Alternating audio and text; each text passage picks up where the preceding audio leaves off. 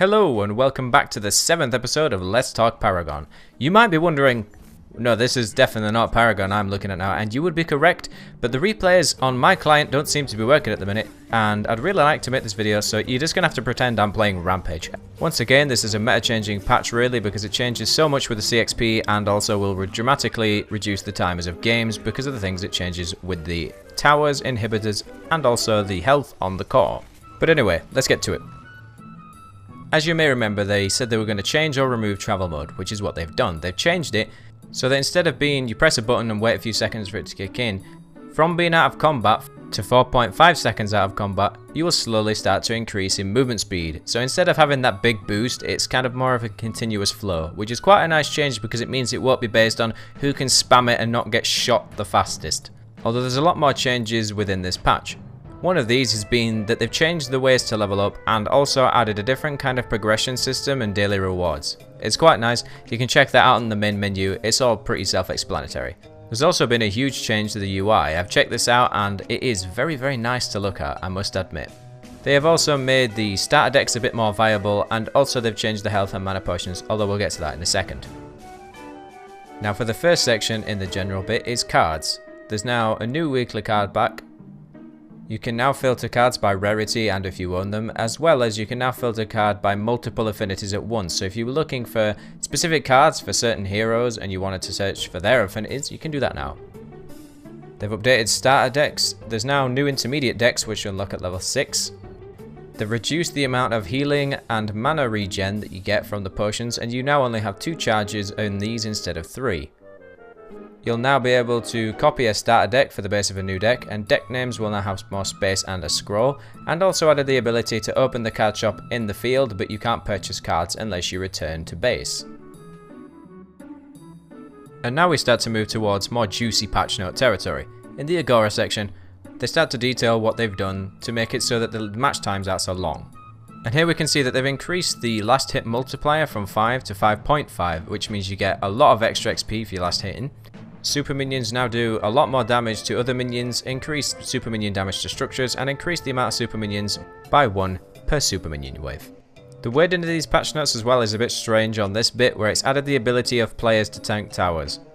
Towers and inhibitors and cores now have 65 physical and energy armor to a tier 1 tower. They have reduced tier 2 tower health from 3500 to 2500 and added 65 energy and physical armor to a tier 2 tower. They've increased the tier 1 payout from 200 to 500 and they've increased the tier 2 payout from 370 to 650, which is a massive increase, and on a tier 1 that's over double, and on a tier 2 it's about double. They've made it so that the CXP will fly towards the killer of the tower, and they've changed the flat stacking tower damage debuff from 50% per hit with a max stack of 1 to 25% per hit with a max stack of 2, meaning that by the second hit you've taken 25% less damage than you would currently with 2 hits. They have reduced inhibitor health from 4000 to 3150. They have reduced the inhibitor health regen from 6.4 to 5.25 and increased it with 65 energy and physical armor. They have also changed the Prime Guardian to increase the team-wide payout from 800 to 1200 and reduced the global passive drip rate of CXP from 1.4 to 0.7 per second. Overall, so far I feel that this could be a very positive change to the meta and the time spent in game. The things detailed in this patch note should technically, on paper, make it so that early game it's ever so slightly harder to kill the towers and the inhibs, but late game it will give you a lot more benefit to actually killing them. As mentioned before, the tier 1 towers are now worth way over double what they were before to kill. Now moving on to the jungle changes, you can see now that they've actually made it so that minions can now be stacked. You might be wondering what that means. Every 2 minutes or 6 minutes for buff camps, slain minion camps will respawn and living camps will level up, meaning the longer you leave them, the more reward you get. So if you forget about it for a bit, it's not too much of an issue. The max level of all jungle minion camps is now 5. The most interesting change to these buffs is that black buff is now rebalanced to match red and blue. And I'm assuming now, instead of doing damage to structures, it now makes it so that you have both red and blue attributes from the buffs. But obviously, black buff was always harder to kill, so basically it's a bigger reward for a bigger risk. The real significant change here is that it spawns at 1 minute, although I don't think we'll change too much because usually don't go for it early game anyway. And I'm not going to go through all the changes here, but you can basically see that they've made it so that you can see how much XP, CXP, and base attack rating you get every time it levels up, it gets higher and higher and higher. The Prime Guardian now does not level up. It has the same stats every level, it spawns at 6 minutes and respawns after 10.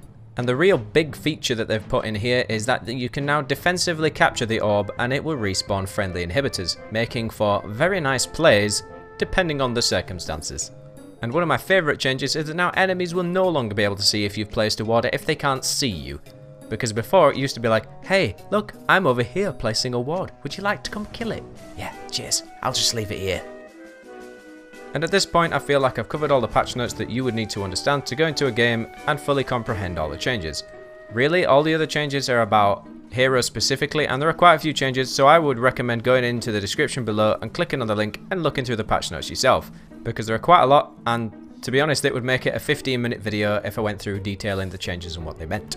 There is however a mention of skins being added, although I don't think they've turned them on for this patch, so I would look out for new skins in the near future. And as always, if you like this video, give it a like. If you disliked it, give it a dislike. If you're not subbed to me, please give me a sub. And I hope to see you back here for the next episode, in which I will probably be doing in about 3 or 4 days to see what this patch has actually done. And I'll come back and tell you my thoughts and what other people have been thinking on the subreddit. See you for the next episode.